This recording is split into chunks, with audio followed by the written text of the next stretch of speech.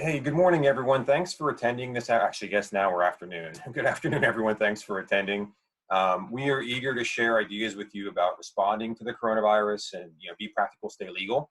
I'm sure, we've all been inundated with communication around the spread of the coronavirus.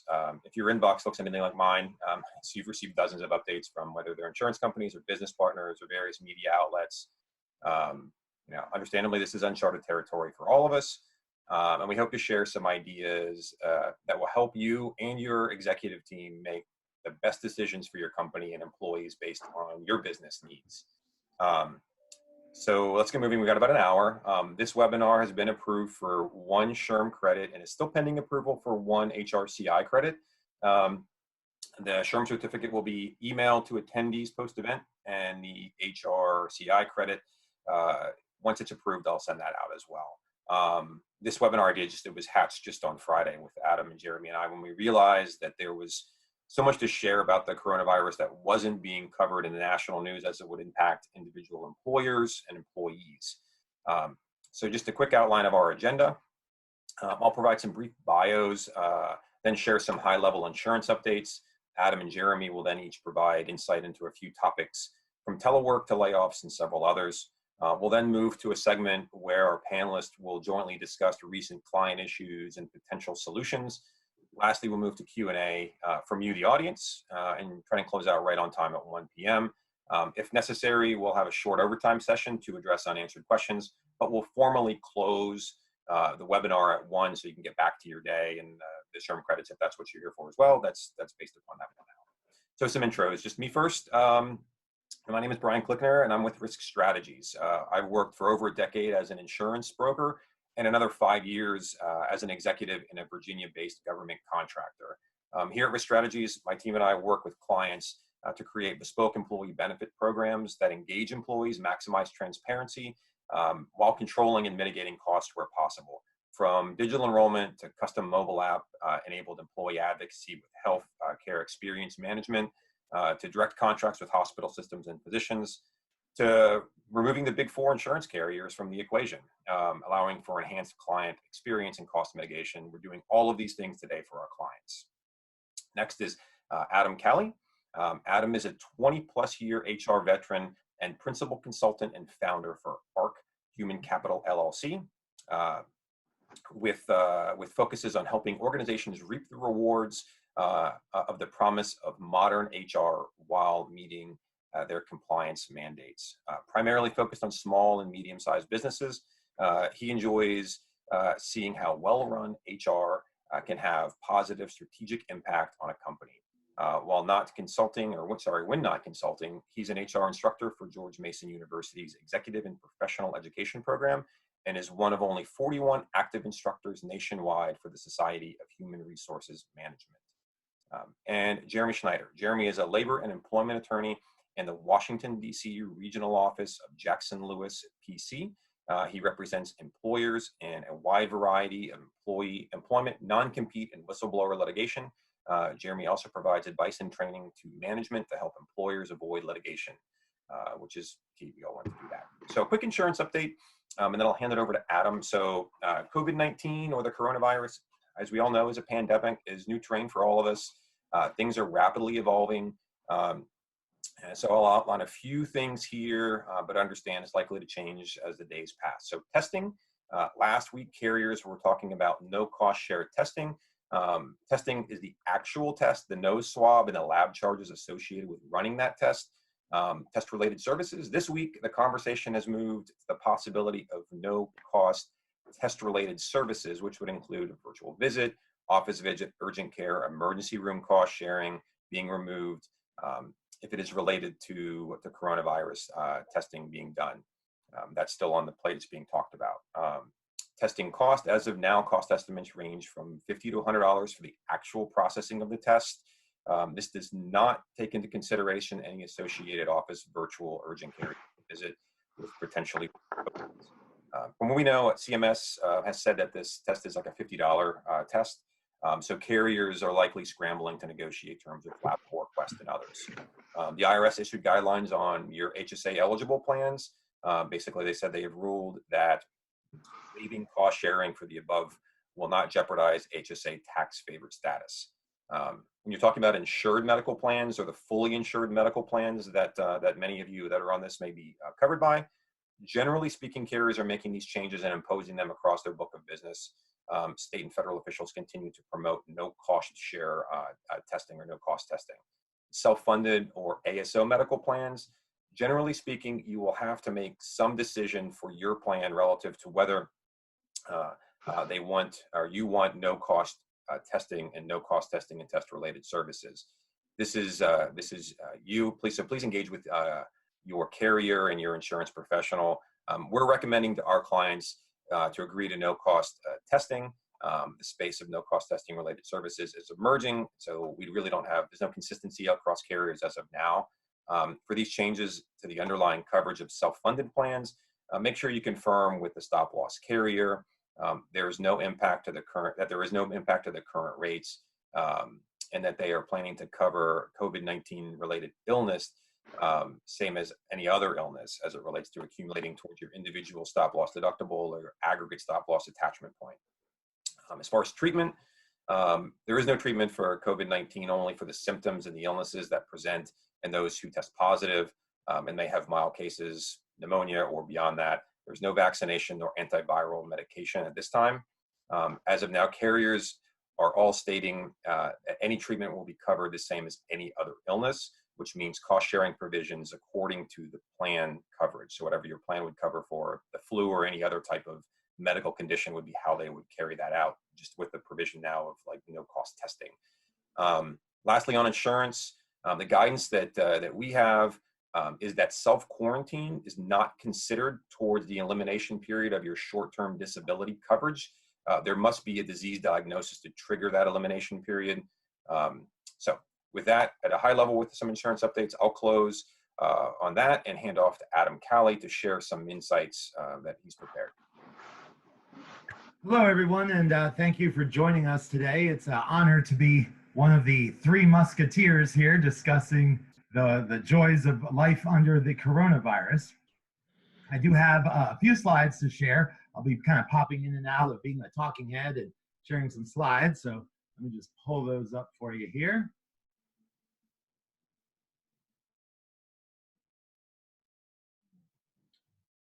All right, can you see those, Brian? Yep, we're good. All right, beautiful. So just want you to know that on Friday, which seems like a long time ago when we talk about terms of the coronavirus, there was an article that was put out by the U.S. Chamber of Commerce in their company platform. I was prominently quoted throughout that article, 7 things to do when creating an emergency work from home policy for COVID-19. So if you have not had a work from home policy in the past and you're trying to figure out how do we build one quickly, this might be of some value to you, since that's exactly what it was targeted towards. So please feel free to take a look at that. Now, while we're on the topic of teleworking, Brian, I'm going to ask you to run a poll for me. I'd like to see how many of you can enable telework for your workplace. So it's very simple, yes or no. So please go ahead and respond to the poll. And while you do that, I want to share some ideas. We're going to talk about ideas for those of you who can and those of you who can't. How do you fill in time? You may have more work time than can be filled by somebody's job in the areas that they can perform from home. So a couple of quick ideas. And just so you know, this session is being recorded.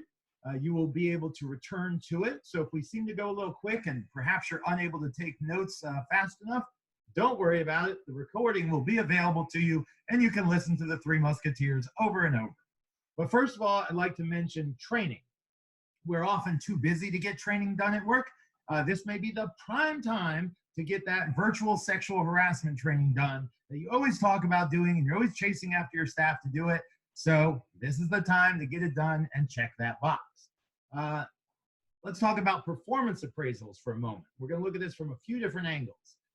Many organizations will have their employees do a self-assessment of some sort as part of the annual or perhaps more frequent performance evaluation process. I would encourage you to have your folks start that process now. Even if it's not that close to your particular review cycle, they can at least get some things done. So as the result, the review cycle gets closer, they've already got some material done. For your managers, same principle. Tell them to begin doing reviews now. It's kind of an uninterrupted time. They're working from home, unless they have kids. We'll talk about that later, one thing at a time. They might find that a great use of their time. This also could be a good time for some customer outreach. A lot of times we say, oh, I want to follow up, do some check-ins, really make sure my people are feeling loved, make sure clients know we're looking out for them, and you're always too busy to get around to it. This might be the perfect moment. Again, I know you probably can't visit them, the whole social distancing thing being what it is, but phone calls, video conferences could all be great. And by the way, if you are like many organizations and you have testimonials on your website from satisfied clients, maybe this is a moment to collect those testimonials and perhaps make some updates to the website as you make those calls. Back to the point of what managers can do. I mentioned a moment ago that they can do performance appraisals, or at least begin them. Another thing that you may want to encourage your managers to do is something called stay interviews. A stay interview is kind of the opposite of an exit interview. You don't do it with everybody. You could, but really what it's meant to focus on is your top staff members. And a stay interview is a very proactive, smart idea. Even if we weren't talking about the coronavirus, I often recommend this. Get online with your best folks. Talk about them, what keeps them engaged at the company, what makes them happy, and what would make them leave. Because if you can find that out now, you can act on it. If you're in the middle of an exit interview, they've already put in their resignation, they're moving on, but that could be a good use of time for your managers. Department meetings can and should still happen. Perhaps they need to be done by conference call, but ideally, I would suggest you do them by video. We'll talk about the impact of video on engagement in a moment, but again, keep people focused on getting the work done and keep them focused that eventually this will pass. We will have an operation that's back up and running the normal way. We want to make sure folks are focused on that and business can get done in good department meetings. This may also be a time for audits. In the HR space, I would say, hey, why don't you take those I-9s home and really go through those with a fine-tooth comb. Many of you on this call, of course, are HR people, but not everybody. So if you're from a more operational point of view, what are the things that you always mean to look at and you never seem to have the time? Again, those materials might be available to you physically. They might be available to you in the cloud, but it might be time to do some audits. We also often talk about doing SOP updates, meaning standard operating procedures.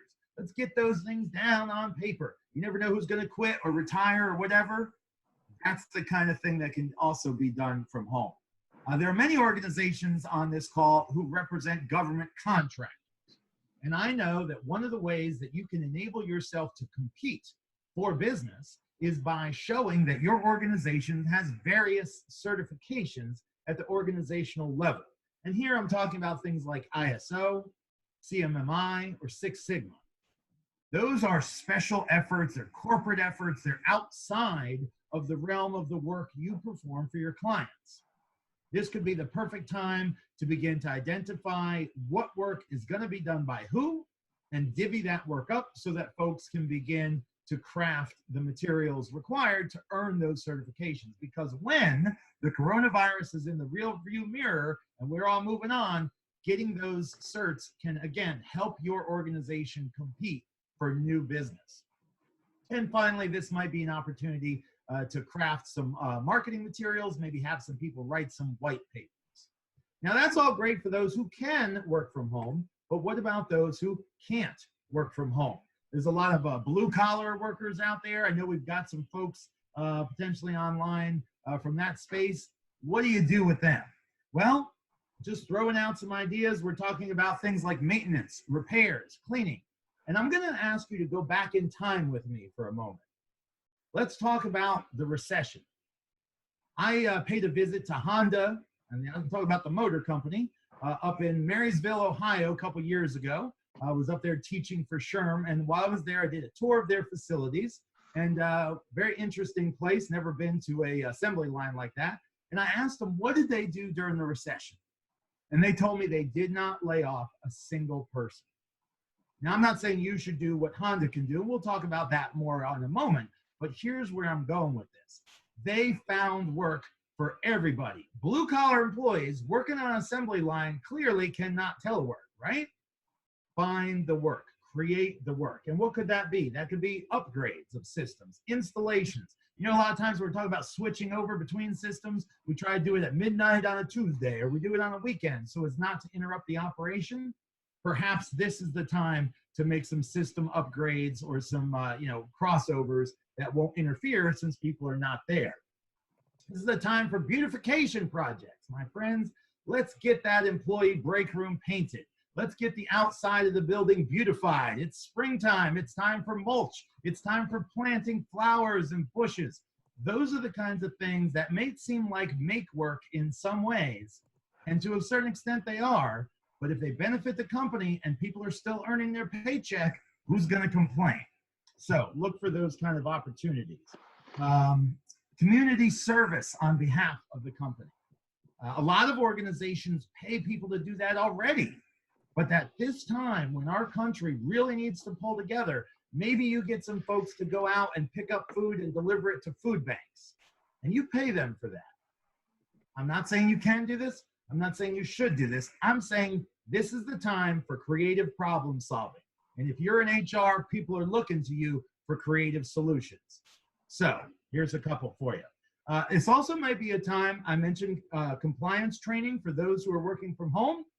Compliance training for those who are still stuck in the office and can't work remotely. And while we're on the topic of training, let's talk about cross-training. There may be some opportunities that other people can develop new skills that make them even more valuable to you, and they've wanted to grow, they've wanted to learn, and now you can take the time to show them. So let's go for it. Now, a moment ago, I mentioned the Three Musketeers. I was mentioning classic literature, and now I'm going with pop culture.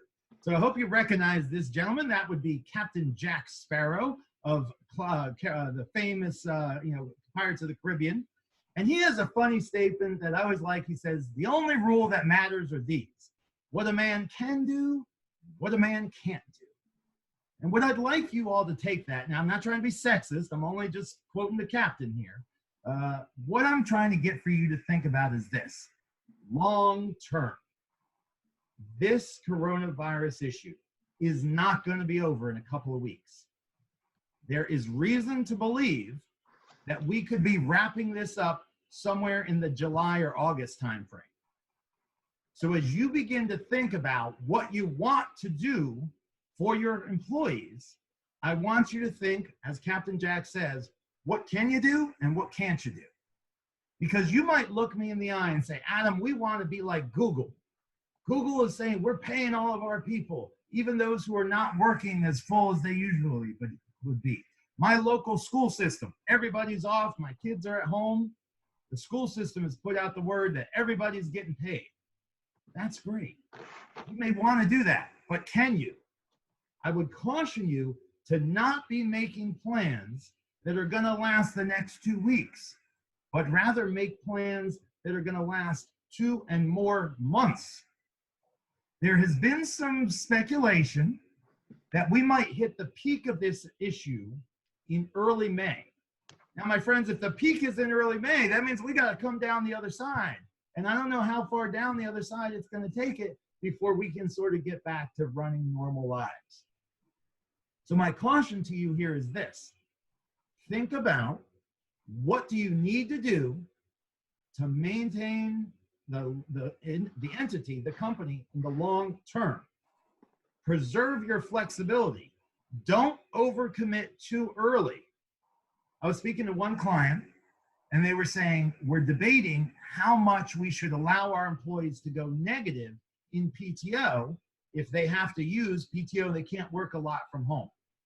My advice to them was, approve it in stages or in phases. Don't say, oh, we'll let you go unlimited PTO. Say, we're going to give you 40 hours. Then maybe we're going to give you 60, 80, 100. Because if you don't have revenue coming in, how are you going to pay the folks who are drawing from their PTO? I'm not saying you shouldn't do it. I'm not saying it wouldn't be a great thing if you can. Certainly your employees would really feel that you're committed to them, but there's only two things that matter: what you can do, what you can't do. And that means that HR needs to be having some very tough conversations now. The boardroom needs to be analyzing these difficult situations now. I'm not saying that you should make those decisions now, but I'm saying conversations need to happen now. What kind of conversations am I talking about? Go back in time with me to the recession. There were organizations back there that had to take drastic moves so that they could survive. They did things they didn't like because they knew if they survived, the people who stayed with them would remain employed. Whereas if they go out of business, everybody's unemployed. And meanwhile, people who they either laid off or furloughed, they could come back to work or be reemployed. So you need to be thinking about long-term survival. Some quick examples: painful, unpleasant examples, but things that I know were done in the era of the recession. Cease your 401k contribution. Clearly, nobody's going to be happy about that. But I'm worried about getting through the next 4 months. I'm not worried about my retirement that's 20 years from now. Obviously, there's some paperwork that goes into that. You can't just stop doing that, right? That's a whole nother conversation. But explore that. Pay cuts. Nobody's going to be happy with a 20% pay cut. But I'm going to guarantee you that most people who take a 20% pay cut are going to make a lot more money than unemployment would pay them. Not saying you should do this casually, not saying you shouldn't discuss it. And obviously, you've got to crunch the numbers and figure out what should you do when. But this is the time to have those conversations. And this is the time to crunch the numbers so that you're looking at this in an informed way. Another thing to think about is, of course, furloughs. Again, if you're talking about exempt staff and non-exempt staff, there's different ways that we have to structure those. But furloughing people at least means that they know they're still employed, they have the benefits of employment, and at some point, they'll return to work. I would caution you, though, make sure that furlough is open-ended, because you don't know. We're talking about a bunch of different people and a bunch of different geographies with a bunch of different industries on today's call. I can't tell you how your industry and your geography are going to recover from this issue. What I can tell you, though, is think long-term, think about making gradual commitments, and start having tough conversations now. And I'm going to encourage you to think about the timing of this. And here's what I mean. Let's say you gave everybody a 10% pay cut beginning next Monday. Some people might say that's drastic, that's overreacting, that's going too far too fast. And I'm not saying I disagree with that, but hear me out. If you start that pay cut now, you're saving that money and it's going to last you longer. If you wait 2 months before you start it, for the next 2 months, you're still paying out your normal rate and you're drawing down your reserves, and it might not last you until a July or August timeframe. These are some of the practical concerns that we wanted to give you on today's webinar, and obviously keeping in mind the legal aspects. The last thing that I want to talk about is the fact that the government is trying to help us. There's this old joke, I'm from the government and I'm here to help. Well, they're doing a lot of different things. We'll be talking more about that. Jeremy's got some things when he comes up. But one of the good news is the government has postponed filing your taxes from April 15th until July 15th. So if you're like me and you know you owe a few $1,000s and you were already prepared to pay that, you know what? I'm not paying it April 15th. I've already filed. I'm good to go. But I'm going to reserve that money for my operations, and I'm not going to make the payments until early July. So your organization benefiting from that may be able to free that money up to continue operations, and then maybe some of those other drastic items are not as necessary. All of us are watching this issue very closely. When we advertised this, we said this is uncharted waters. That's one of my new favorite phrases these days. So watch closely, because all of those things might impact what you need to do, but nonetheless, I encourage you to think carefully about what you can do. And the final point that I want to mention is, how do you remain engaged with people? A lot of folks are working from home full-time for the first time ever. We're used to working from home for snow days. A couple of days, it's no big deal. This is not a couple of days, and it is a big deal. when we talk about social distancing, what I want you to understand is it does not mean social isolation. Brian and Jeremy and I were online yesterday, as we are now, preparing for this webinar. And I said, you know, guys, one of the beautiful things about all three of us being on video, on Zoom together, is at least I'm feeling like I'm interacting with people. There's a more energy in the room rather than just sitting here in my home office the same way I usually do. So as you're thinking about how do you keep people engaged and how do you keep people connected and energized, but still maintain social distancing, I'm going to tell you, don't email people, call them. Hearing somebody's voice can really be uplifting. Use the video capabilities that are easily available nowadays. Instead of just calling, instead of just emailing, let's go ahead and roll into Zoom. Obviously, instant messaging and text are great. I mentioned earlier, conducting those department meetings so you still feel like part of the team, and maybe scheduling those daily check-ins. By the way, please stay busy planning for the future. Give people reason to be optimistic. This won't last forever. Social distancing is necessary, but it doesn't mean we have to be isolated. Those are my quick practical bits of advice. Again, I know we went fast there. Oh, I'm sorry. One more bit of advice for those parents out there, not just for those on the call, but for you to share with your people. We need to be more adaptable than ever before. We know school systems across the nation are closed, and we know that our policies usually say when you're working from home, you're not taking care of your kids, you're just working from a new location. I got news from you. Everybody's taking care of their kids now. No surprise. So be cautious about enforcing those old rules and, in fact, help them to think creatively. And let me give you an example that I borrowed from a colleague of mine. Her and her husband both have young kids, and they're both working from home. How do you take care of little kids and still manage to work and be effective? Here's what they came up with. They get up early in the morning before the kids wake up, and they both work for a while. Then mom works in the morning, and dad takes care of the kids. Then they have a family lunch together. And then mom takes care of the kids, and dad works the afternoon. And then kids go to bed, and mom and dad go back to work for a few more hours. That is the way that they have determined they can best manage the operation in their household.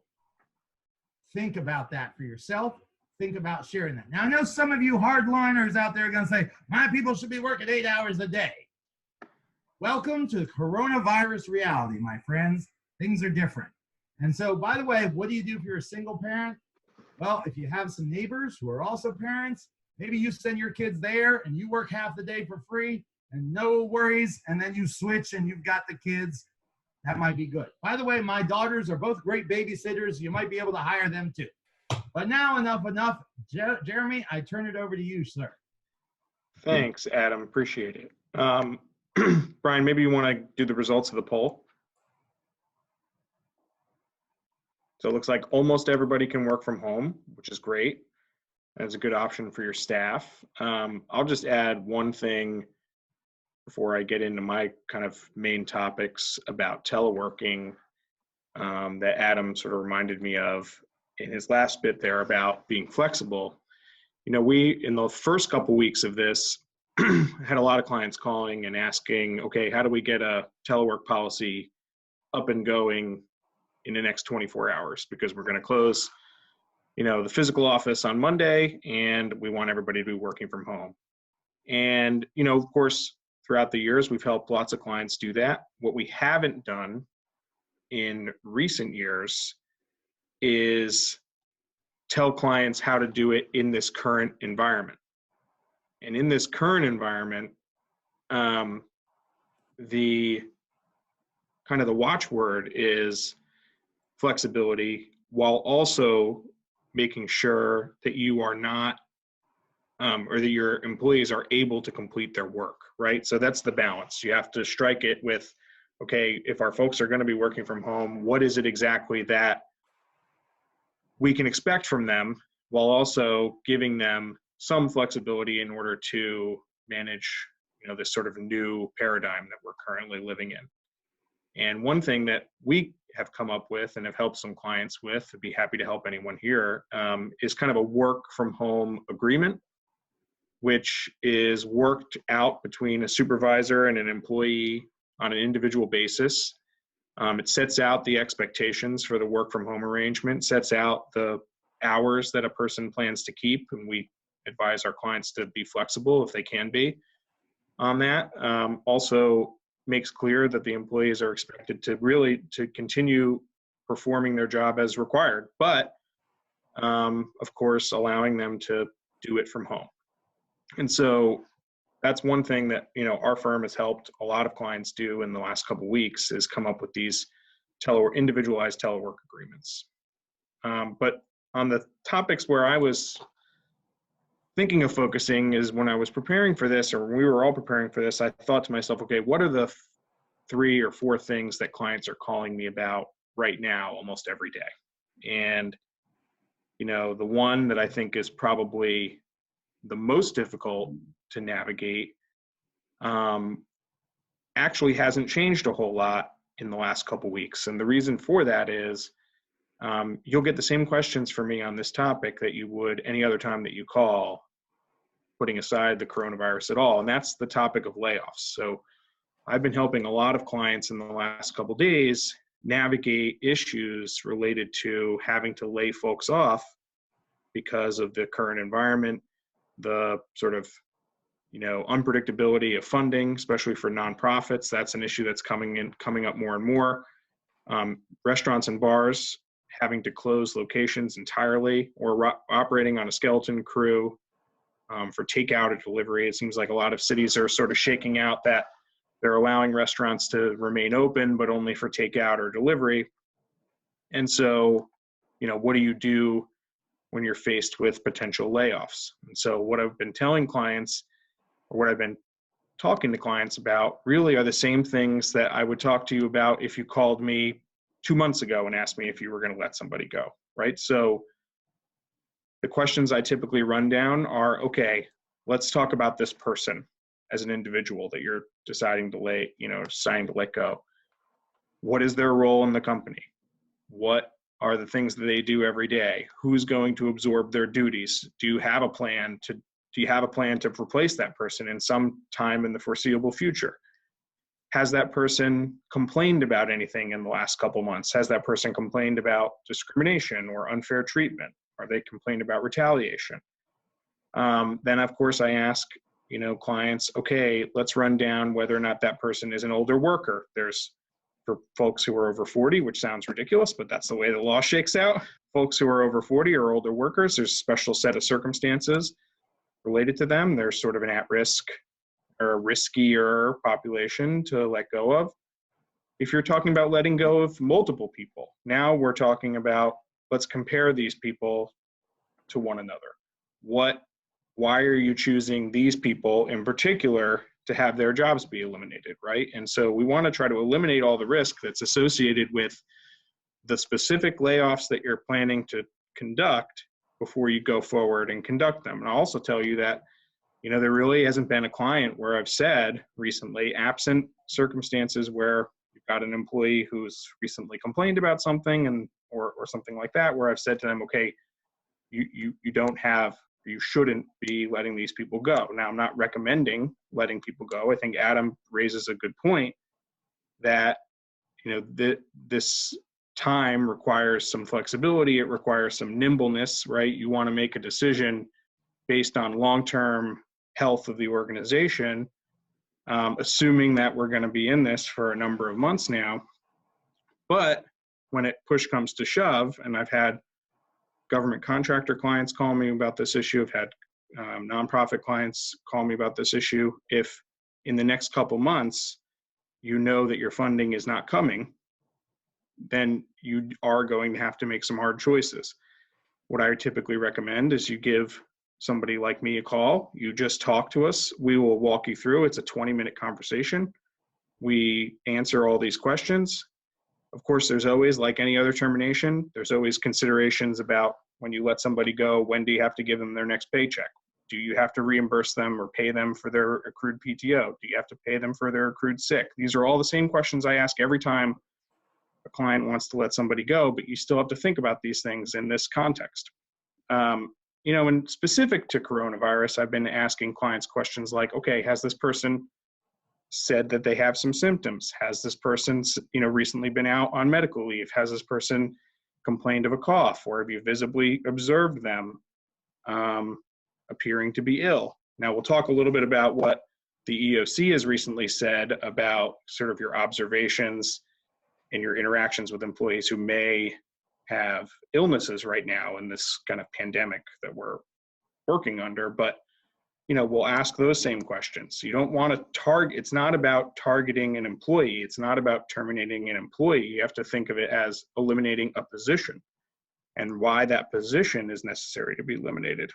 And like any other employment decision that you ever have to make, you have to have a legitimate reason for it.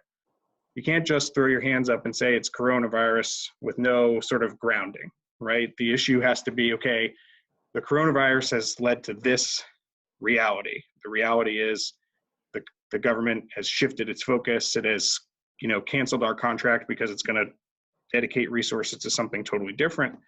Or for nonprofits, we know that our large donors, our regular donors, are not going to be giving to us because they are, sort of hoarding their money right now.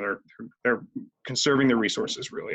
Wouldn't want to call anyone a hoarder, but I'm saying they're conserving their resources, which is understandable. I think we're all doing that same thing. So those are the big considerations for layoffs, but they are typically the same as they would be any other time, with a little bit of a riff for this specific issue. The other thing that I get a lot of questions about, and this is recently, only in the last couple of weeks, the EOC issued some guidance about what employers can do in the face of coronavirus. Now, the EOC's guidance is somewhat limited this time around, but the reason why it's limited is because they put out an extensive guidance when the H1N1 pandemic took place about 7 or 8 years ago. Was it 2009 or 2011? But in the last 10 years, the EOC issued guidance that's very similar. The new guidance is short. It's only, a single page on the website, but it refers directly to the old guidance it issued back when H1N1, when that outbreak took place.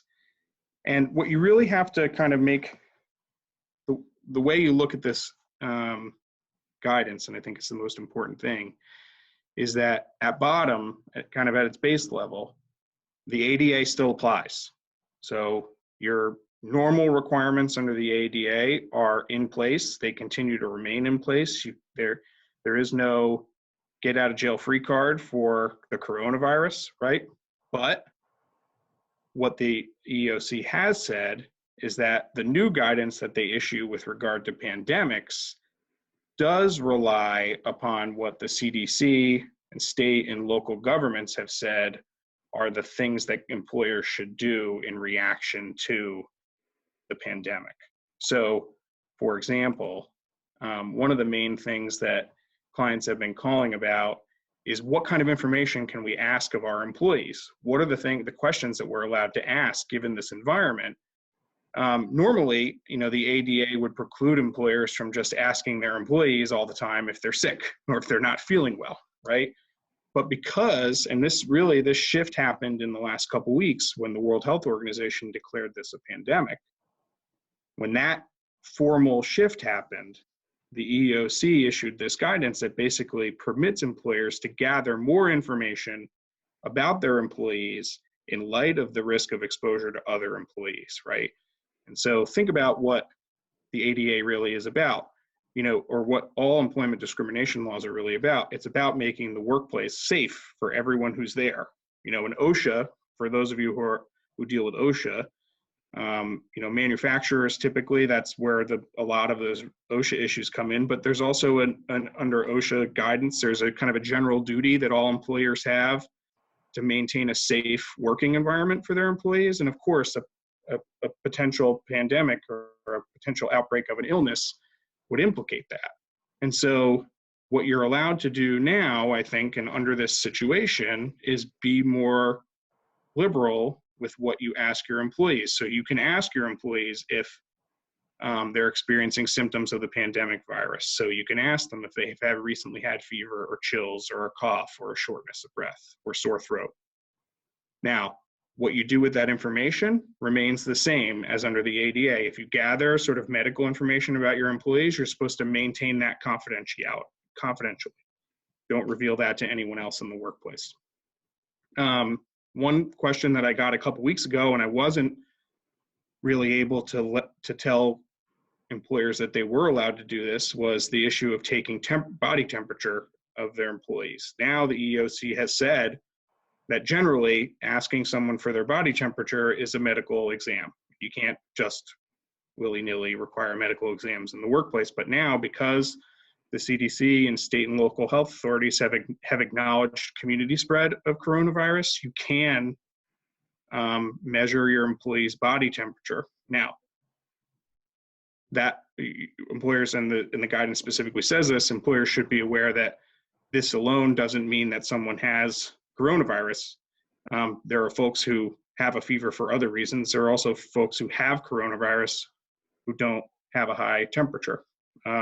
So you do need to keep that in mind, but you can, as a condition of being on site during a pandemic, ask your employees to consent to you can require that they have their body temperature taken. Another thing that the guidance specifically talks about is you can require your employees to stay home if they have symptoms of the coronavirus. So if somebody does have a fever, you can tell them to go home and require them to go home. Or if somebody has a sore throat, you can tell them to go home, require them to be home. This doesn't, and this is consistent with the CDC's guidance. So a good place to look if you're thinking about dealing with these issues is and because the EEOC specifically points to it as their authorization for you to take these actions, you should look at the CDC guidelines for employers. You should look at the World Health Organization's guidelines for employers. They're prominently featured on the government websites right now.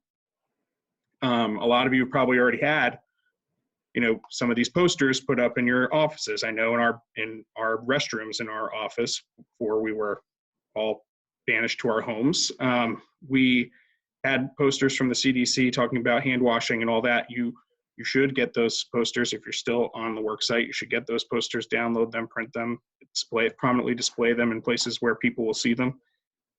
And look, if the government is telling folks, and through the CDC, or we get to a point where there's these sort of work in place, or these stay in place orders that could come down from city to city, and of course, and I think in San Francisco right now they have one.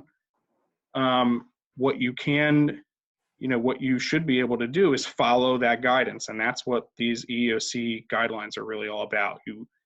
It's about public health, and so when the experts on public health tell you to do something, you can do that without worrying about a conflict with the ADA. One other thing that you can do under this new guidance, is you can require, when your folks are ready to return to work, you can require doctor's notes certifying their fitness for duty. Now, doctors have much more pressing issues right now than issuing fitness for duty requests. There may be some delay. But, and again, this kind of calls back to Adam's point. You want to be flexible. You want to recognize the fact that you can require a return to work fitness for duty note, with the fact that, the doctors may not get you that information super timely, and that can be taken on an individualized basis. The last thing that I'm getting a lot of questions about is this new law that's out there that the House passed last week and that the Senate is currently considering. And there's really two provisions in this law that we're getting a lot of questions about and that employers have a lot of concerns about. The first is an extension to already existing FMLA requirements that are sort of targeted at the coronavirus and folks who are displaying symptoms of the coronavirus or seeking treatment for the coronavirus. And then paid sick leave for the same categories that you're extending protection for under the FMLA. So folks who have a diagnosis, folks who live with a person who has a diagnosis, folks who have come into contact and have been recommended by a doctor not to expose themselves to other people. Those folks would be eligible for 2 weeks of paid leave under this new law. Also, the FMLA extension would specifically extend FMLA benefits to folks who meet those conditions, and I believe there's 5 under each provision here in the law. The big one, though, that I think there's really 2 big things in this law that I think are the reason why the debate is still going on, because they are a significant change.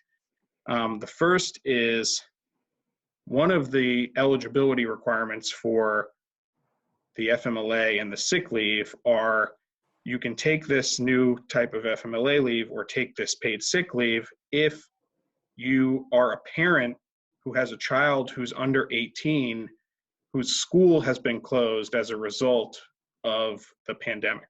And so really that's huge. Adam is talking about issues with teleworking, with parents with small children and how they work out teleworking, but we're talking about paid sick leave for all parents who have a child under 18 whose school is closed. That's basically every child in the, at least on the East Coast and most of the West Coast, really almost every state now at this point. There's only a handful of states that haven't closed most of their schools. And so we're talking about a serious expansion of the law, not for people who are sick, but for people who have childcare responsibilities as a result of the pandemic.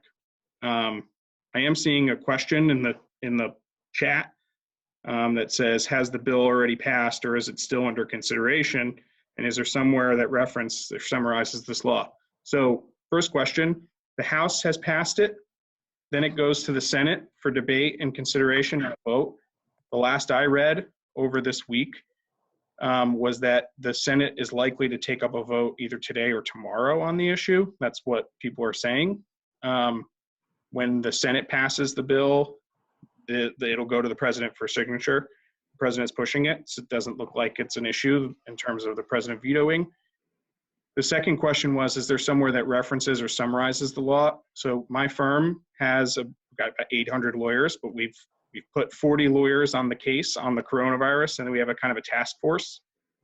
And if anyone wants sort of some of these summaries, we've got blog posts, we've got a lot of resources, completely free of charge out there. And one of the resources is a summary of this bill. If you want to email me or connect with me on LinkedIn, happy to send you to all of that, all those resources. No problem at all. The other piece of the law that I think is pretty big is that if you meet one of the conditions for the new FMLA leave, you only have to, there's actually really 2 more pieces. The first is employees who have been employed only for 30 days are eligible to claim these FMLA benefits, which is a huge difference over previously, which is usually a year or 1,250 hours worked. The second piece is part of this FMLA leave will be paid at 2/3 of your actual salary. And those payments are the responsibility of the employer. So, and the paid sick leave, also the responsibility of the employer. And that's up to 14 days of paid sick leave for coronavirus related issues, 5 or so categories that are specifically laid out in the law. The DC Council, I'll just mention this because I saw it 20 minutes before we started. The DC Council passed a law this morning making unemployment benefits eligible to people without a waiting period. So if anyone has lost their job as a result of this situation, there's no waiting period right now for the benefits. You'll get them in under 30 days. A couple other provisions in that law, but that's kind of the big one. And you know, really, those are the 3 topics that I think were most important to me. Obviously, these things are changing every day. We're having a lot of calls come in. Secretary Mnuchin urged Congress yesterday to pass the measure and an additional sort of relief package for the economy because he's saying that it's possible we could get to 20% unemployment as a result of some of these things, which would be unbelievable. I mean, that would be just, you know, we're talking about real recession level unemployment. And so Again, it's an everyday thing. If this Senate law passes and they say that it's going to change somewhat, so some of these FMLA issues are going to be, I think, pared down somewhat. That's what it's looking like. That's another thing we just have to keep our eyes on. And I'm seeing a couple other questions. Brian, I don't know if you want to. Yeah, so one of the questions that was asked was, so when we have an employee who tests positive, can they require them to disclose, and how can they use that information? Additionally, they're asking for those who are sick and unable to work, would that fall under workers' comp or short-term disability, or would it depend? Will PTO be considered sick leave under this law? So it's kind of a lot to unpack. It is a lot to unpack. Let me pick a couple of those things. All of the benefits under this new law, let's just assume that it gets passed as if it gets passed as the House version and the Senate approves it in full. Those benefits that are allotted under that law are in addition to what an employer already offers. Okay, so that's you're going to have some issues with stacking of the benefits. There's going to be a lot of things to work through, but the way it's written right now, it's on top of what you already offer. Okay, that's the first bit. That's being PTO considered sick leave under the new law. It's paid sick leave, and a lot of states and local governments in the country right now have similar paid sick leave requirements that are that is a much larger scale than what this bill is for. It's really 14 days of paid sick leave. Workers' comp or short-term disability. Short-term disability, perhaps. That's not my area, but I can reasonably see an employee claiming short-term disability as a result of a diagnosis, and that claim would be granted by a short-term disability provider. Whether or not it's workers' comp is a weird question. If you had a diagnosis in the workplace, you had an employee who was actually diagnosed, and that employee gave it to somebody else in the workplace, there's an argument that could be covered under workers' comp if it was sufficiently debilitating. A lot of these things are, I hate to give the classic lawyer answer, but a lot of this is, it depends. And so you have to look at these things on an individual basis. Jeremy, I just wanted to add something to that real quick. So, and please chime in if I'm wrong here, but one of the things that's supposed to make this doable for the American business community is that you will be able to get a tax credit of some sort when you pay your employees for the leave under the new law, right? I don't have that in my summary of it. I haven't read the bill in its total, but I've read the articles about it. I've read what our firm has put out. I haven't. Well, it's 110 pages long. How come you haven't read it all? Like anything that the government puts out, there's a lot extra there. That would make. Here's where I was going with that. And again, as Jeremy said, and I'm just totally in agreement, this is still working through the House. The House and the Senate may need to refine their version before it goes to the president. But I am pretty sure that the reason it costs so much is because the federal government is going to help the American business community to pay for this. So I had a client just the other day who said, well, we have PTO. In fact, they actually practice unlimited PTO, but they said, how are we going to be able to claim a tax credit from the government if one of our employees is ill or is caring for someone who's ill or is home taking care of the kids, etc. Right. And so my recommendation from a practical point of view was go into your timekeeping system or your payroll system or both, whatever, create new time tracking or earnings codes. So I understand you have PTO, but now I'm going to say create some new code. Let's call it pandemic leave. Let's call it coronavirus leave. I don't care about the name. And anybody who takes leave for these reasons will use that labor code or that code, that earnings code, timekeeping code, because at the end of the year, if you want to be able to say, oh, well, we spent $10,000 on this, I want to offset part of my tax bill with that 10 grand, you're going to need to be able to substantiate that somehow. And if all you have is this lump sum PTO that you've always allowed your employees to use, how are you going to break it out? The answer, you're not really going to be able to break it out. So I would say, and this is like a no cost, very easy thing to do. It takes a few minutes working with your payroll provider, your timekeeping provider. Set up this code, explain it to your employees, inform them that the use of this code is just for these reasons. And most importantly, I would suggest make sure they understand this is a temporary thing. As Jeremy has said, the law is still in the works, right? We don't know what it's going to look like. But it did say that the law would sunset, meaning it's going to end December 31st. Yep. Well, if that's the case, then your new benefit is going to sunset December 31st. Now, again, I'm just saying this based on preliminary information. So let your people know that it is subject to change at the sole discretion of the company, and you'll just have to monitor, because if you allow them to take it and you can then offset part of your bill, that's going to make it more affordable. Back to you, sir. So as a, I'll close with a question, but so in our company, what we've done, this is kind of goes back to this question that Jeremy had answered, is if an employee, we've set up kind of a chain of command. If an employee figures out they believe they've been exposed or they're experiencing symptoms, there's a requirement that employee then, this was as of Monday, that employee is to notify a specific person in the office, and then they are to self-quarantine.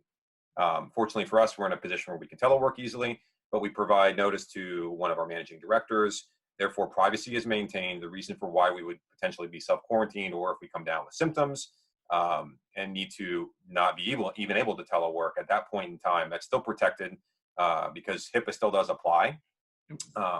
And then that's notified up to the appropriate chains of command inside of HR. So, empowering and setting up that who you talk to and who you're allowed to talk to and who employees should be reporting these types of conditions to, in an environment where you have employees still reporting to work, whether it's a grocery store, a parking management company, a CVS or something like this, it even is even more important, right? And this is where, our suggestion is to start game planning these types of critical scenarios early and have kind of a planned progressive response, as opposed to kind of, as I think when we were talking with Adam on our call and Jeremy yesterday, if we launch everything in the next week that we fire all of our kind of missiles at this problem, it can have, and we may not have anything left to be able to do, right? So going through these scenarios of planning out what's the economic impact should we do this, whether it's, required telework, whether it's a shift duty even for non-knowledge workers, right? So, or for knowledge workers, right? This is a scenario that Adam, we talked about a bit yesterday. If you need to have somebody in a knowledge working environment that still goes into an office because that's required, have conversations, whether this is a GovCon, having conversations with your customer and being able to have employees, whether they are remote for 1 week and half of them are remote for 1 week and half of them are on site for 1 week, and then rotating that so that you can limit the amount of potential community spread that's there, or just splitting days in half so that you can provide the best service to your customer in a GovCon situation. I do want to ask this question because this popped up. It's can an employer require telework instead of FMLA for a school closure? So I sent that over to Jeremy. So I'm curious what your thoughts are on that. So, okay. Under the current FMLA, now I'm going to answer the question in a kind of a general way. And then there are, in every locality, especially in the DMV, I'm assuming that a lot of us are in the DMV, but elsewhere, there are nuances to this. So generally, under the FMLA right now, before this law is passed, simply a school closure wouldn't qualify for the use of FMLA. Unless the child was sick, FMLA covers parents who take care of sick children. That's fine. But for a general school closure right now, that would not apply for FMLA leave. Assuming that in a week or two we have this new law, and there's this provision in here that says, a school closure as a result of the pandemic qualifies for FMLA leave, I think you need to treat it like regular FMLA leave.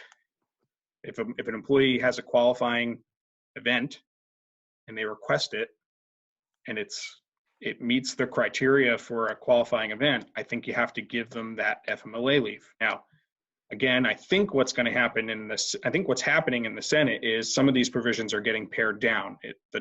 For example, the 2/3 pay while on FMLA leave for coronavirus is to an employment lawyer who represents management. That's shocking to me. That's so much further, so much more generous than anything we have on the law right now for FMLA that it would be surprising to me if that ended up in the end. But again, I don't work on Capitol Hill. I don't know. It's a crazy time right now. Things are happening and we're out of time. I think all of us are going to stick around for a little bit if you all want to ask some more questions, but this is kind of the official end and I'll let Brian take it. Yeah, absolutely. Hey, thanks, Jeremy. So yeah, we're going to go into overtime. I see some questions that are unanswered, and we fortunately, both Adam and Jeremy have been generous with their time, and our schedules are all aligned that we do have a little bit of extra time to go into overtime. So I'm going to bounce another question in here that I think, let's see. So feel free to sign off if you can. If you have additional questions, you can put them in the chat. I am looking at the questions that have been asked through the actual question feature, and I'm kind of pushing those over to Jeremy and to Adam so that they can address those. So here's a recruiting question. So the question I have is, can you ask potential employees if they are ill or exposed? Adam, you want to do that one or you want me to do that one? Well, I'll take the first stab at that. So read an article yesterday on the SHRM website, and they were talking about recruiting and how it's going on right now. And while someone is still a candidate, right, as a recruit, not yet as an employee, the article was talking about how many companies have curtailed face-to-face in-person interviews and have replaced them with video interviews, right? So I do a phone call with you the way I always do. I like you, you look promising, and then I bring you in, right? Not anymore. Now, instead, what I do is I set up a Zoom, assuming that I can, or some other, what is that my kids use on their Apple iDevices, FaceTime. So whatever technology you want to use, that's an option. Now, let's talk about start dates, right? So I've interviewed you, I've sent you an offer, you've accepted it. I've seen some companies that are delaying start dates because look what I said to you earlier. If I'm talking about furloughing people and laying people off and doing pay cuts, why am I going to add more staff right now? That being said, if my business is in an industry and things are good, that I do need to add people and you do want them to start, well, then you want them to start, you set up the start date and you do the same thing, explaining to them what you're doing for some of the social distancing. We've heard Jeremy, we've heard Brian talk about maybe you're having staggered shifts, whether it's work days or times of the day or work weeks. So you're going to need to inform them how they fit into that as a new hire. Now, whether or not you can say, by the way, don't report to work unless you have no temperature. I will mention something personal and anecdotal. Yesterday, I took my 17-year-old son to the doctor for a reason completely unrelated to coronavirus, not corona beer. And I go in and the doctor does all the normal things, height, weight, blood pressure, all that stuff with my son, who's the patient. And then we're about to leave the room. And she says, hold on, I need to take your temperature. And I looked at her, I thought she was joking. I said, why do you need to take my temperature? She's like, our policy right now is we take the temperature of everybody who accompanies one of our patients. So of course, being the smart aleck that I am, I said, you're not gonna charge me a copay for this, are you? And she said, no. And she took my temp, and I was fine. But my point in sharing that is it fits in exactly with what Jeremy just shared. If you're going to have a new hire and you're going to follow that EEOC guidance, maybe you should let them know, listen, for the duration of this pandemic, we're doing this because you don't want to surprise a new hire. That's a pretty awkward way to welcome them to the company. You're going to give them a fist bump, down a handshake, and then you're going to stick a temperature thing in their ear, right? So I would caution you how you control the message. But as far as the practicalities, I think my friend Jason has Jeremy has pretty well covered that. Jeremy, anything else you need to add, given the focus on recruiting? No, I think that makes a lot of sense. Again, it's like the layoff question. Do what you would normally do. Don't not give anybody a job for some protected, or for some because they're a member of some protected class to Don't not hire somebody because they were recently diagnosed with this or they're showing symptoms, right? Recruit them as you normally would. And then when it comes time to an offer, you've got these business decisions that you're going to need to make about when you have a start date. It's always good to be communicative, open, and upfront. So I would agree with that. If I could just share, so somebody asked in the chat, if the kids are not sick, but worker is home taking care of kids due to school closures, this new bill covers that, ? Did I hear that correctly? So I'm going to share one of my screens, if I can pull it up here. And this is our website has a summary of the new law on it.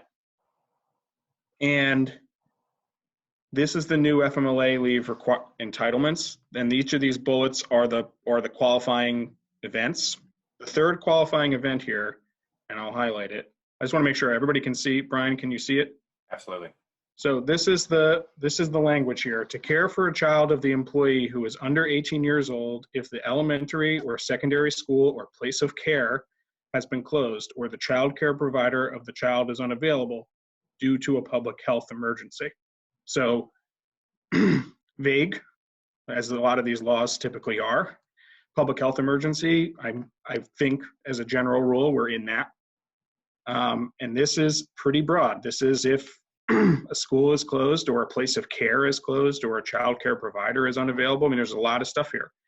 That FMLA leave would extend under this situation. The other ones are, to comply with a recommendation or order by a health authority or healthcare provider that the physical presence of the employee on the job would jeopardize the health of others. And then here are the reasons: because these people were exposed to coronavirus, so they have symptoms of it.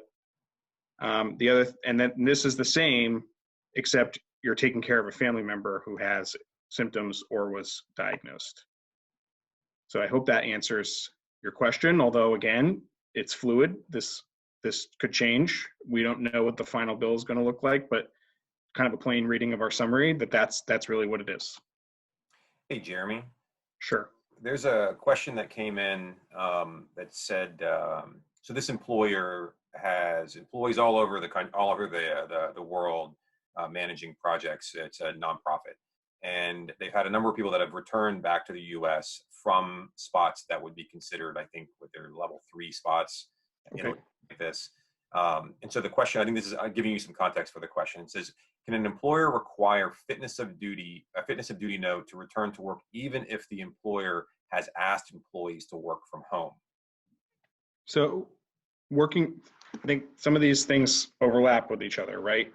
So a lot of the guidance that's out there assumes that you have a workplace where people are working among one another and within close proximity to one another. So the rules that we've been advising clients on, okay, if the CDC says you've traveled from a country that has a severe level of exposure, and I think there's 4 levels of exposure under the guidance. If you've gone from a place that's like a level 3 or a level 2, you should, and you can, I think, under the current guidance right now, require that person to leave work, that they could work from home if that's possible, or you don't want to expose those folks to your people here. A fitness for duty, yes, I think you could, in that circumstance, require a fitness for duty for that person to return to the office. Again, that's the assumption. A lot of these rules are operating under the assumption that everybody's coming back to a physical location where they're exposed to other people. I'm less concerned about the risk associated with somebody who's working from home, who you've instructed they cannot come to the office, requiring a fitness for duty exam in order to work from home. I'm less concerned with that. They're not exposing themselves to your other employees. There isn't a risk of, kind of a negligence claim that this person is potentially exposed and you're exposing your other employees. That risk isn't there. Of course, if you think that I think that's I'm not going to speculate. I think that's the concern that would be the thing that I would jump to, as opposed to a fitness for duty test in order to work from home. Okay, great, thank you. So we still have a number of people that are on. So let's keep rolling. I've got a question here about I-9s. And what about checking ID within 3 days for the I-9? Has there been any guidance on this given the current state of affairs? I'll take that one because I was actually just discussing that with somebody yesterday. So the standard I-9 procedure says that you have to have an employer representative fill out our part of the form, okay? But it's very open-ended on who is an employer representative. So the point is, it could be anybody that you're willing to designate that you trust to do it right and do it on time. Oftentimes, we see notaries, lawyers, accountants, white-collar professionals who will ask to do it on our behalf. Sometimes we may need to compensate them. There are some services out there that I have advised my clients to use when they have employees who reside in other states where there's no manager that we can have do it, and where the employee is not coming to headquarters, so to speak, as an onboarding effort, where then it would be done at the local level. So if those services are still providing their service, then you could use them. And not to, I'm not here to speak for anybody. There's a lot of them out there, but like one of the companies I know, it's called N3 Notary, the letter N, number 3, N3 Notary. So if you look them up, you'll find other ones because you can Google it, and you know how Google works, right? If they're still providing their service, you could get that done. I think the cost is like $65, and a lot of companies use it, again, because they have remote employees. Now we're talking about people not meeting, social distancing. Will they still provide their service? I don't know. You have to check it out. So what do you do then? The rule has not changed. I cannot show you, oh, here's my passport, and do it online. I can't scan it. I can't take a picture of it and scan and text it to you. Nothing has changed that we have been informed of by the USCIS as of now. So find somebody that you can designate as the employer representative. And if it's somebody who's not trained in this, then I suggest you be on the phone and you walk them through every box of the I-9, because here's a 10-second I-9 lesson. Every error on the I-9 can cost you $220 up to a maximum of $2,100 and change per form. You don't want some rookie doing that form who doesn't know what they're doing. You walk them through it, you get it done, you're compliant, and life will be good. Gotcha. Yeah, Good. I mean, I would just add that Go ahead, please.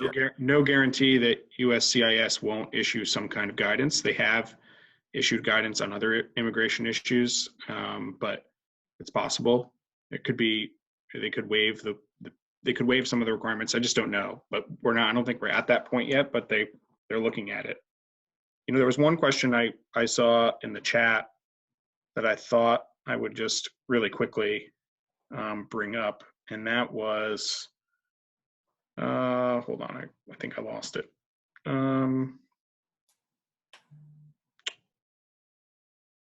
There was a question about, whether or not you can afford the paid FMLA leave. So, and it's a question from a nonprofit. So first thing I would say is this law applies, first off, the new law applies to only employers with 500 employees or less. Okay, so that's one bit. Some of the other requirements of the FMLA, they all still do apply. If you're a small employer, very, very small, there are certain parts of the FMLA you're not a covered employer. So if you're super small and there's a concern about this cost, I would say that you need to look to make sure that you're actually a covered employer under the FMLA. There's some tests that determine that. So it might be that this law comes and goes and doesn't actually apply to you if you're very small. So that's one thing I would keep in mind.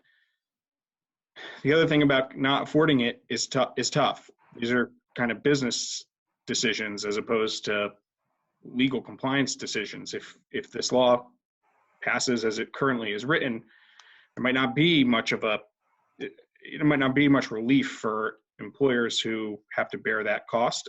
As of right now, it's written that employers have to pay. Now, Adam mentioned that there might be a tax credit or some kind of recoupment. We just don't know whether that's in the new law or will be in the new law at the end. So keep up with it. And like I said, if you contact me and I can sign you up for these alerts. Are literally like we're putting out blogs and posts every single day on our website that's got tons of information on it. Every time one of these new things rolls out, we're right on top of it. I would just piggyback off of that to say, you know, the law that we're talking about is related to the FMLA and the paid sick leave part. Right. What we're not talking about is this economic stimulus package that they're working on, because there's not even a draft out, right? I mentioned to you before that they pushed back the due date for paying your tax bill. So hopefully that money being available to you helps, right? Okay, great. The secretary, the Fed lowered their interest rates to like pretty much zero. Why? So that banks can loan to us. So this is the time to see about getting a loan, to see about getting a line of credit that you can utilize to make these payments until we get past July and August and business returns to normal. And if I read it correctly, and you're going to get those tax credits later, then what will happen is next year when you're filing your taxes, you'll either get credit and owe less, which will then offset. You can make your loan payments, repay the line of credit. Or if it's one of those things where, you know, our tax bill is $8,000, but we've got a credit of 10, then they'll give you the other 2 back. Of course, I'm using simple numbers for the sake of this example here, right? So my friends in HR, it's time for you to have a heart-to-heart with your friends in finance, because they need to be tracking this from that side. So do you, but especially them. And you need to be able to talk to them about, here's the new obligations under the law, whether I'm paying full pay for the first couple of weeks and when there's an illness, or whether I'm paying 2/3 pay when somebody's home caring for children, right? All of those things, as they get finalized, are going to represent a financial liability to your firm. We need our friends in finance to be carrying their share of the load and saying, how are we going to do that? How much money is saved by delaying the tax payment? What does our credit look like now? What credit vehicles do we have access to presently, and what can we get access to? So I respect what you're saying. I'm a small business owner. I'm not sleeping very well these nights because all my clients are bringing me their worries and I got my own. But this is still the law of the land, at least in the preliminary stage. So creative problem solving, like I said earlier, time to figure out how do we make it work. And I'm not trying to be flippant, but what we know is what we know. So we got to figure it out. So thank you both there. So we still have a number of attendees on. We have a couple of questions here. I'll just read through this first one. It says, what if an employee chooses to stay home, not showing symptoms, but would prefer to stay home? Should we be flexible to allow telework for this? Currently, we are only allowing on a case-by-case basis, and then in parentheses, parents with school closure. So versus, I think this is like a question of like legality and discrimination potentially versus just making a business practice or a business decision. So we'd like your feedback on that question in particular. Right. So a couple different things to think about there. Most of my clients, before even me recommending one way or another, are looking at what are the policies that are the most flexible for their employees. I'll give you an example. My office in particular, we're one of 50 offices, but our office in particular went to voluntary telework starting this past Monday, right? And we have a couple people who are going to be in the office for small periods of time every day, check the mail, check the fax, kind of do sort of that stuff, make sure that there's not any deliveries and things like that. And then on a rotating basis, other people are in and out of the office, but it's still voluntary. So if you wanted to work in the office, you could. The case-by-case basis thing is fine. I don't see a whole lot of risk unless you have to think about what are the factors that you're using to make that case-by-case determination. I would caution generally against only people who have small children being allowed to work from home.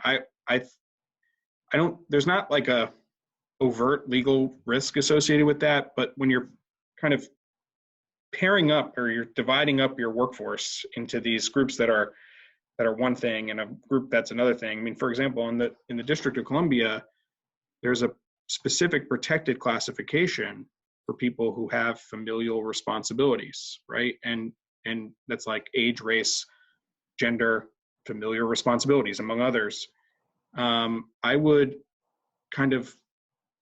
think about what line you're going to draw and whether or not drawing that line divides your employees into groups that are members of a protected class or not members of another protected class. I think it's a discussion. You have to have a discussion about what you're going to do. And it's, again, these things are changing every day. You know, we could be at a point in a couple of weeks where, who knows, the government just says everybody's got to box themselves in their house, right? And then you're kind of forced to do it. There'd be no other option. So be flexible, I think, is a fine creed, and evaluate it based on the needs of your business and the needs of your workforce. There's a balance here, and you know, I think HR folks like Adam, consultants like Adam, or attorneys like me who deal with these issues, we could help you walk through that. There are questions that are specific to every organization that might influence that.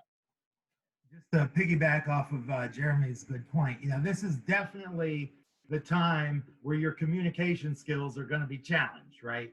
You don't answer the question until you ask a few questions, right? Tell us, you know, what's your concern?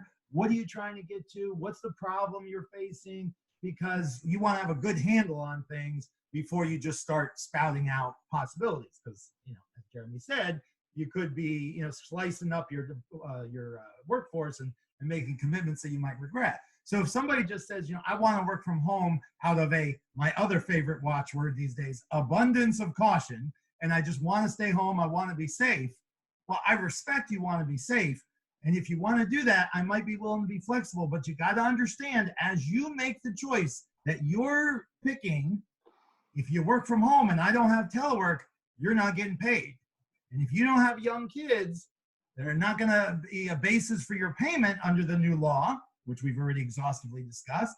And if you're not ill, you're not going to be eligible for payments under the new law. So are you telling me that you want to go home and just not work for a while? Because if that's what you're telling me, you need to have a full understanding of what that means.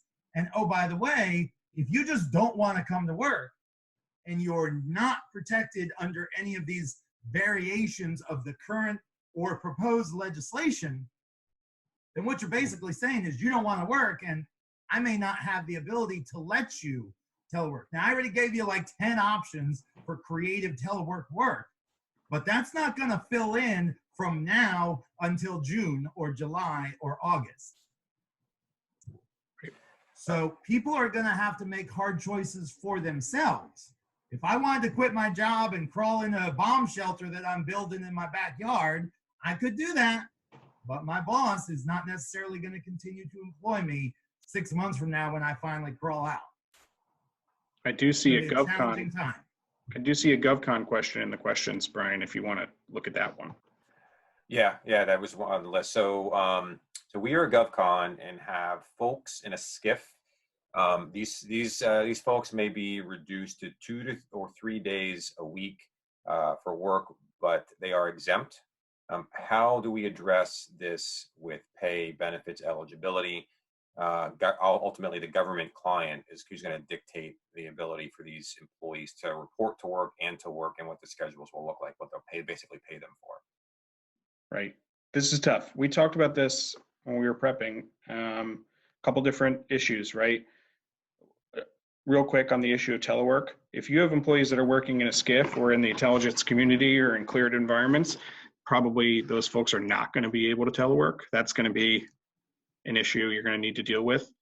I have clients who are working with the government customer to come up with like a shift system where people are kind of working around the clock, but in order to thin the numbers of the people who are in the office. That's one way that contractors are working through that, and I've helped some clients kind of navigate that with their government customers. Sounds like what you've got going on is the government might tell your folks that they need to go to a reduced schedule. This is just like kind of sequestration, just like furloughs that happened a number of years ago when the government shuts down. It's difficult. If you've got people who are working 2 or 3 days a week, I would strongly encourage you, as a first measure, try to find other work for them during that time period when they're not physically located within the SCIF. That's very difficult. But it could be BD. You could reshift some people to BD for those other time periods, help them work on proposals for other contracts, help them develop the relationship with the client in a better way. There are things that you can do to get people to go to work, or to get people to have work to do in these 2 or 3 days where they're not working on site. Apart from that, it's complicated. Whether you decide to cut people's hours, whether you decide to reduce salaries, whether or not you decide to reduce benefits, all that, very complicated. Typically is a case-by-case thing. There's requirements under the Affordable Care Act for a number of hours worked that gives people eligibility for benefits. You have to kind of weigh it all simultaneously. It's a hard thing to answer right off, but you could be faced with some tough decisions about letting people go or reducing hours or reducing salary. That's a reality. It's not, impossible to imagine. I'd like to add something there, because I have worked in the GovCon space. We have GovCon clients, and Jeremy, jump in at the end of this here. So let's say you have Jeremy and I who both work for you, and we're both on site in a SCIF for the client. And the client says, okay, reduced work schedule.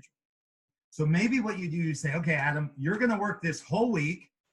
Jeremy's working 0. And the following week, Jeremy works the whole week. Adam works 0. And here's why I think that might be clean. And then I'm going to turn it over to the lawyer in the room to make sure I'm right. Under the Fair Labor Standards Act, an exempt employee works any hours in the week, you got to pay him for the week, subject to certain other variations that I don't think are applicable here. So if I work 2 days and he works 2 days, as Jeremy already said, we're trying to find other work to fill in the other 3 days because we're going to end up paying him for the week. But if Adam works the whole week and Jeremy works nothing, you have to pay him nothing. On the flip week, Adam works nothing, he gets paid nothing.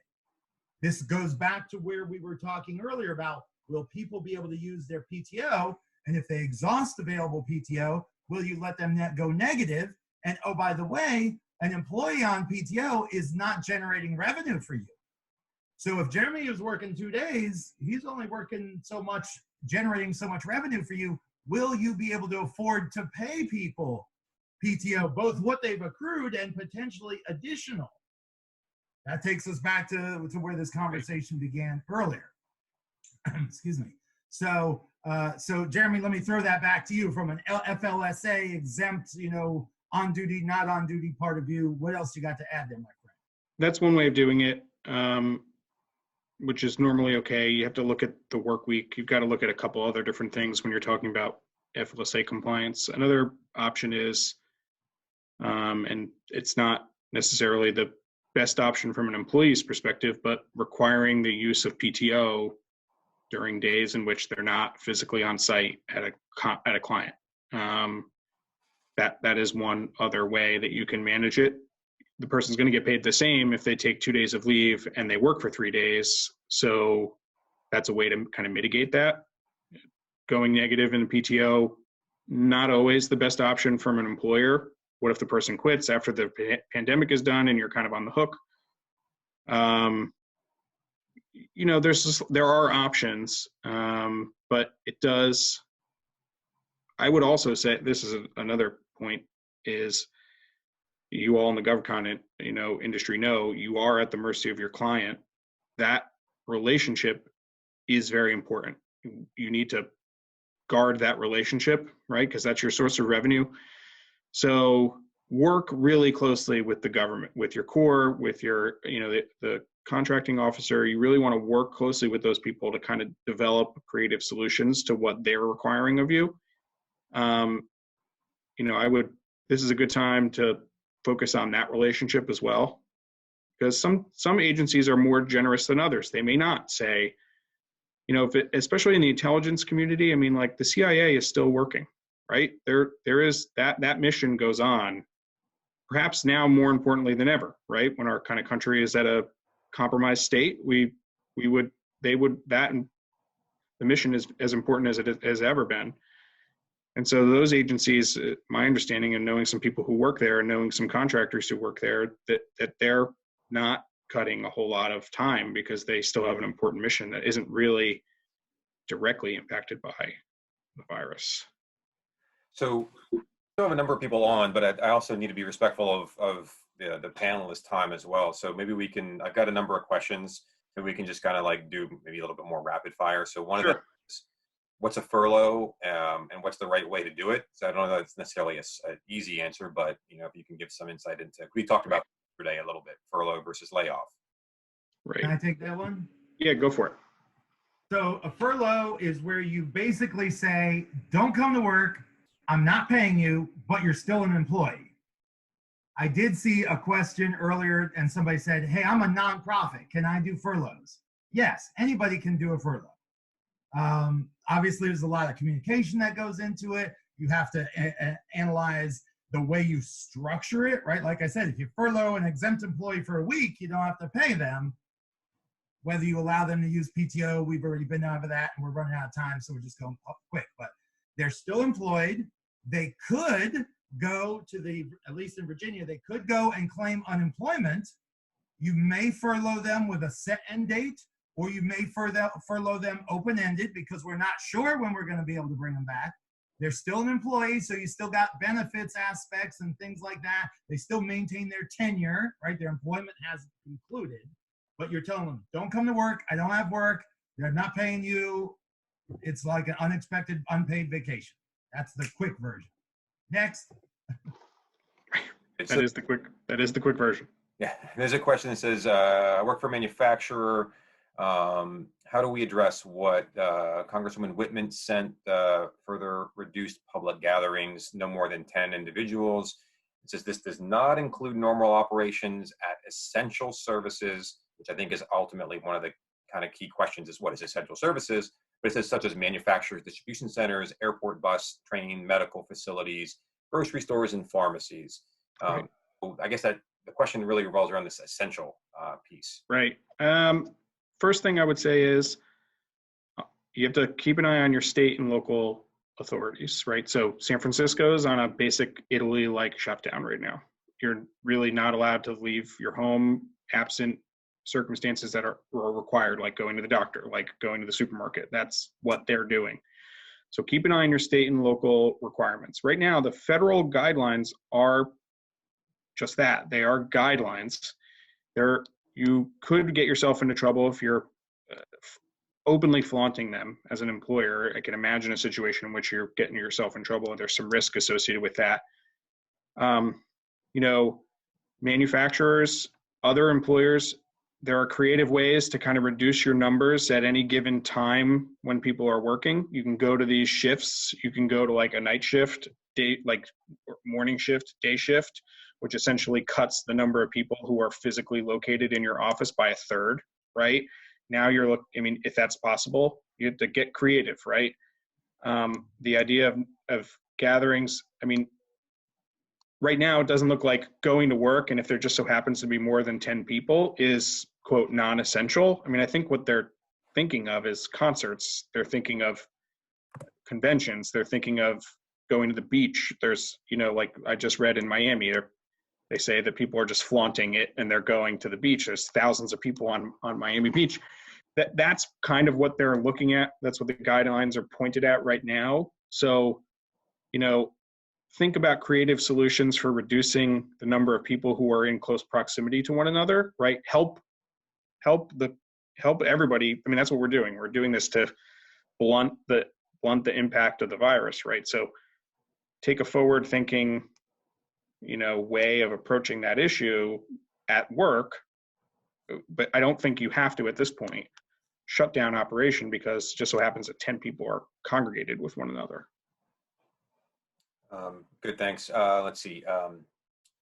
Last question that I have that I see in the Q&A, and then we'll close out. Say, if you have a new employee who needed to self-quarantine on his or her first day, how do you verify his or her I-9 documents?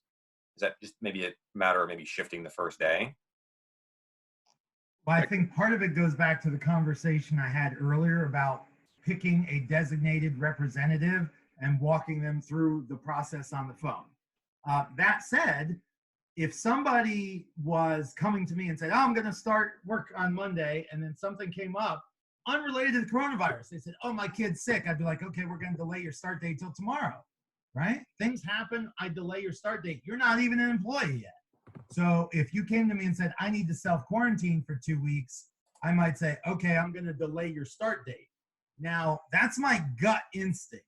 That's what I would want to do. But I am so hypersensitive to what's going on right now, I would probably call my friend Jeremy and say, Jeremy, if I delay somebody's start date, am I exposing myself to some sort of risk?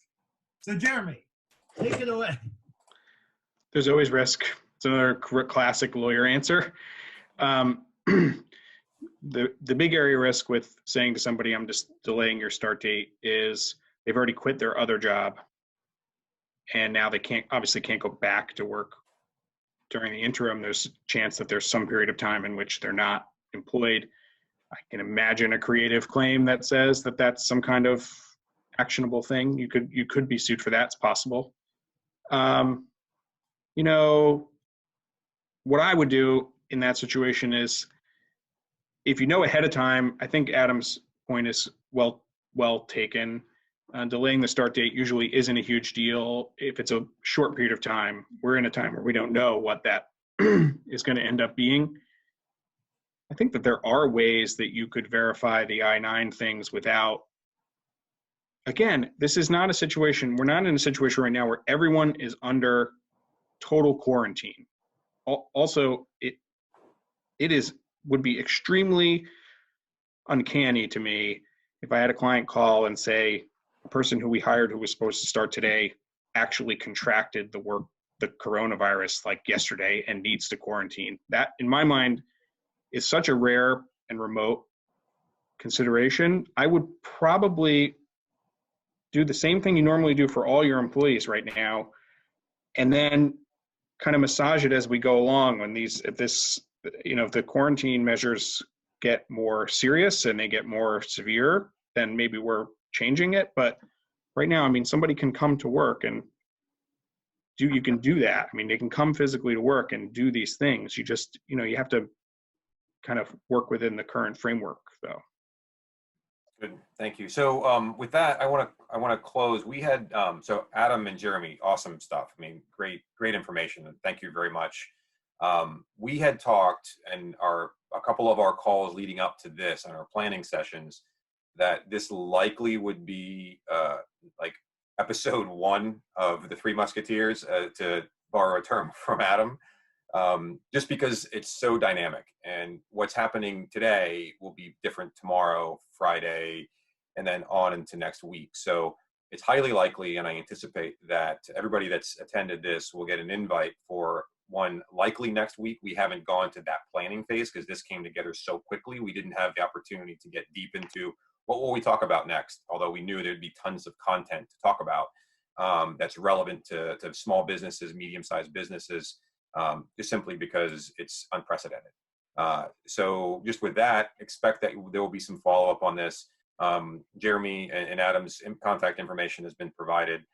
In the follow-up email, there'll be kind of an auto-generated email, but there'll also be individual emails out because the registrant list will be shared with Adam and Jeremy as well, so they have the opportunity to follow up with kind of specific things that they think will be of value to you as employers, things that came up, whether it's links to Jackson Lewis blog or articles that Adam has been a participant of or written, or other resources. I know I have a number of resources myself that I want to distribute out to the attendees from our content library. So expect to get some of that information, and then be in good health, and hopefully this doesn't have too drastic of a negative impact on your business. But thank you for your attendance. The fact that you attended this, I think, speaks to how you're trying to plan for tomorrow as well as next week and next month and on into the future. And if there are specific things that you want us to address, you have our contact information. We're happy to incorporate that into as we build out our next episode. So I'll close with that. Thank you so much for your time and attendance, and we look forward to engaging with you again in the future. Thank you, everyone. Wash those hands. Yeah. Stay safe. Wash those hands.